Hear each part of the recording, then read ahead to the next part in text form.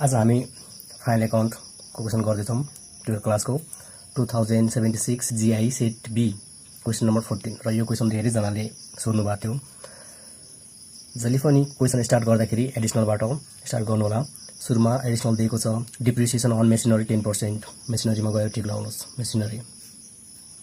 त्यसपछि increased on provision for bad debts rupees 8000, यो bad debts डेब्टर्सबाट काटिन्छ, डेब्टर्समा टिक लगाउनु। अनि अर्को छ interest on due debenture rupees 4000 हो। इन्ट्रेस्ट अन डिभेन्चर भनेर यहाँ छ भने टिक लगाउने, छैन भने हामी टिक लगाउँदैनौँ। लास्टमा छ प्रपोज डिभिडेन्ड 5%, यो प्रपोज डिभिडेन्ड पनि कहीँ टिक लगाउनु पर्दैन। र अर्को छ commission receive in advance rupees 1000, यहाँ कमिसनमा टिक लगाउनुहोस्। सुरु गर्दाखेरि हामी सुरुबाट सुरु गर्छौँ ओपनिङ स्टकबाट। त्यसो भए सुरु गर। Opening stock to opening stock. Opening स्टकको अमाउन्ट दिएको छ 28000। त्यसपछि छ पर्चेज, र पर्चेज लेख्दाखेरि जहिले पनि याद गर्ने कि पर्चेज रिटर्न हुन सक्छ भनेर। र पर्चेज रिटर्न कुन साइड हुन्छ? क्रेडिट साइड हुन्छ। यहाँ हेर्नुहोस् त, क्रेडिट साइड पर्चेज रिटर्न छ, छैन भने पर्चेजको अमाउन्ट कति? पर्चेजको अमाउन्ट 5 लाख छ। त्यसपछि पर्चेज पछि छ डिस्काउन्ट, र यो डिस्काउन्ट पिएल अकाउन्टमा हुन्छ। त्यसो भए मैले के लाइन छोडेर यहाँ पिएल अकाउन्ट लेखेँ टु डिस्काउन्ट भनेर। डिस्काउन्टको अमाउन्ट छ 4000। डिस्काउन्ट पछि छ स्यालेरी टु स्यालेरी भनेर लेख्नुहोस् पिएल अकाउन्टमै। स्यालेरीको अमाउन्ट 65000। अनि अर्को छ स्यालेरी पछि वेजेस हाम्रो ट्रेडिङमा टु वेजेस, र वेजेसमा टिक लागिरहेको छैन भने यो एडिसनल छैन यसमा 83000। वेजेस पछि छ क्यारिज पनि हाम्रो ट्रेडिङमै। हेर्नुहोस् क्यारिज मात्र भन्यो भने यो क्यारिज इनवार्ड बुझिन्छ, क्यारिज इनवार्ड हुन्छ र क्यारिज आउटवार्ड। क्यारिज इनवार्ड हाम्रो ट्रेडिङमा, क्यारिज आउटवार्ड चाहिँ हाम्रो पिएल अकाउन्टमा।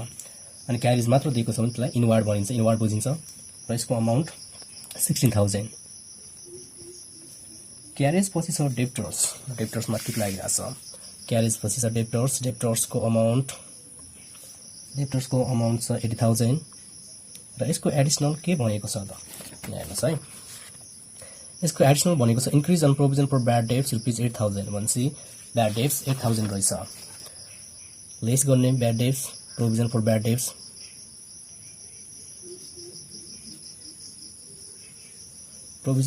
भनेर 8000, र 8000 घटाउनु भयो भने यो 72000 हुन्छ। एडिसनल दुई ठाउँ लेखिहाल्ने, यो पछि लेख्छु भनेर छोड्ने होइन, to provision for bad debts भनेर।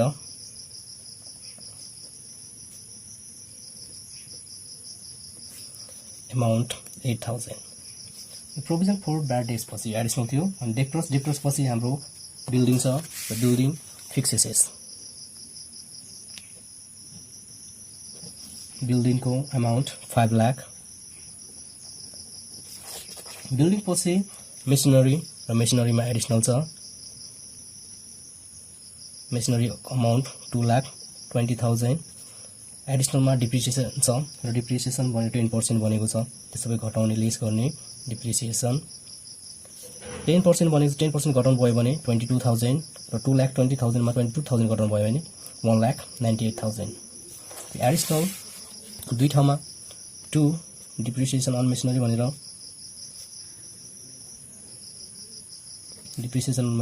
22,000। त्यसपछि क्लोजिङ स्टक दिएको छ। हेर्नुहोस् यो बक्साभित्र क्लोजिङ स्टक दिएको छ भने हाम्रो एसेस हो। क्लोजिङ स्टक हाम्रो करेन्ट एसेस,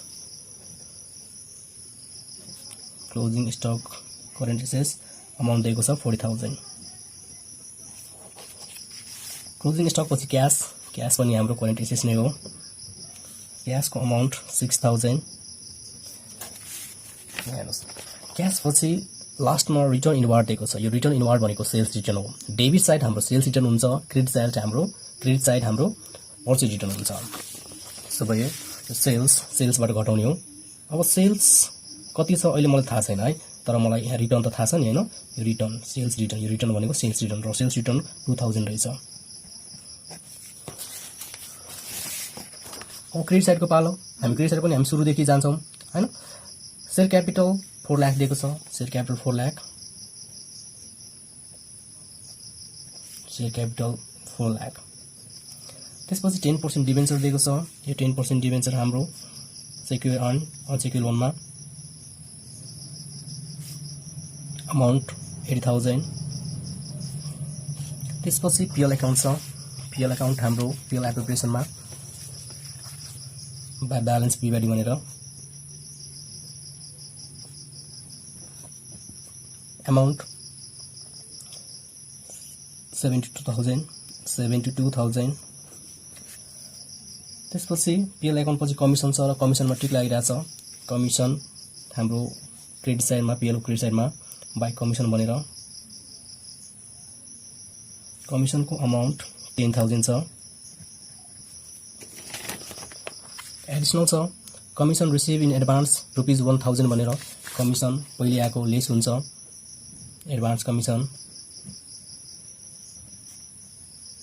1,000 भनेर 1,000 घटाउनु भयो भने यो 9,000 र सुरुमा एडभान्स आउनु भनेको हाम्रो करेन्ट लायबिलिटिज हो। Advance commission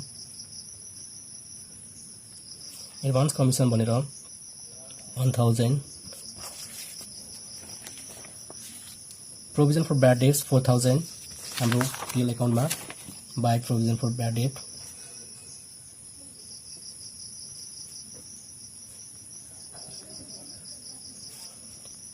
amount 4,000। त्यसपछि क्रेडिटर छ। क्रेडिटर्सको अमाउन्ट 54,000। अनि सेल्स लास्टमा सेल्स दिएको छ। यहाँ हामीले सेल्स छोडेको थियौँ 9,24,000 र यो 2,000 घटाउनु भयो भने 9,22,000 सेल्स हुन्छ। र यो बक्साभित्रको हाम्रो सबै सक्यो। र एडिसनल अब मात्र बाँकी छ। एडिसनलमा अब के छ त डिप्रिसिएसन अन मेसिनरी। यो हामीले दुई ठाउँ लेख्यो भने चेक गर्ने हो। यहाँ घटाएको छ मेसिनरीबाट लेस अनि अर्को यहाँ लेखेको छ। त्यसपछि छ increase on provision for bad debts डेप्टर्सबाट घटाएको छ यहाँ। त्यसपछि अर्को यहाँ लेखेको छ। अर्को नम्बरमा छ इन्ट्रेस्ट ड्यू अन डिबेन्चर 4,000 हो। यो नभनेको भयो हाम्रो हिडन एडिसनल यहाँ भनेर हुन्थ्यो इन्ट्रेस्ट। यो भने पनि नभने पनि हामी जहिले पनि गरिरहेको हो। अनि यहाँ चाहिँ भनिदिएको छ बाँकी छ 4,000 ब्याज तिर्नलाई लेख्नु पर्यो टु इन्ट्रेस्ट अन डिबेन्चर भनेर। इन्ट्रेस्ट अन डिबेन्चर तिर्न बाँकी रहेछ 4,000 र तिरेको छैन भने हाम्रो लायबिलिटिज भने करेन्ट लायबिलिटिज। त्यसो भए आउटस्ट्यान्डिङ इन्ट्रेस्ट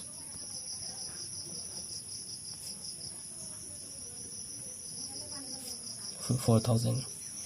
अर्को एडिसनल छ प्रपोज डिभिडेन्ड 5% भनेको छ टु प्रपोज डिभिडेन्ड।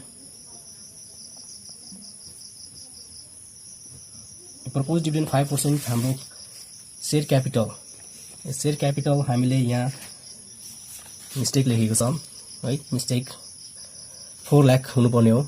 यहाँ 20,000 मात्र लेखेको छ। त्यसो भए चाहिँ 4 लाख बनाउन मिस्टेकलाई त सच्याउनु पनि पर्यो। सेयर क्यापिटल 4 लाखको 5% भनेको 20,000 हो। 20,000 हाम्रो यहाँ यसरी हुनु पर्यो। त्यसपछि हाम्रो प्रपोज डिभिडेन्ड यहाँ पनि आउँछ। Propose dividend 20,000। यति गरिसकेपछि अर्को लास्ट एडिसनल छ कमिसन रिसिभ इन एडभान्स 1,000। यहाँ 1,000 घटाएको छ अनि यहाँ पनि लेखेको छ। अब केही पनि बाँकी छैन भने एडलेस गर्ने ब्यालेन्स गर्ने।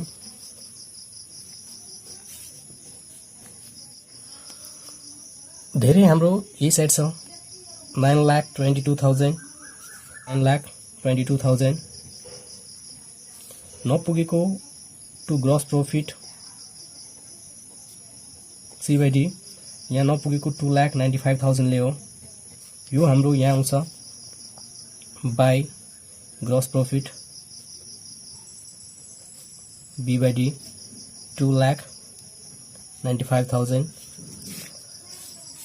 फेरि हामी एडलेस गर्यो भने यही साइड धेरै छ 3,08,000 यहाँ पनि 3,08,000 हुनु पर्यो। यो साइड नपुगेको नेट प्रॉफिट यो साइड नपुगेको 2,05,000 यो हाम्रो यहाँ आउँछ बाई नेट प्रॉफिट 2,05,000 यो साइड धेरै 2,77,000 यो साइड पनि हाम्रो 2,77,000 यो साइड नपुगेको बाई ब्यालेन्स डिभाइड यहाँ नपुगेको हाम्रो 2,57,000 हाम्रो यो रिजर्भ एन्ड सरप्लसमा आउँछ पीएल एप्रोप्रिएसन अकाउन्ट भनेर 2,57,000 यहाँ सबै हामीले एड गर्यो भने यहाँ आउँछ 8,16,000 यो साइड पनि त्यति नै आउनु पर्यो यो साइड पनि त्यति नै आउनु पर्यो 8,16,000 यति गरेपछि सक्यो प्र्याक्टिस गरोस् जति नै आउँछ हस् त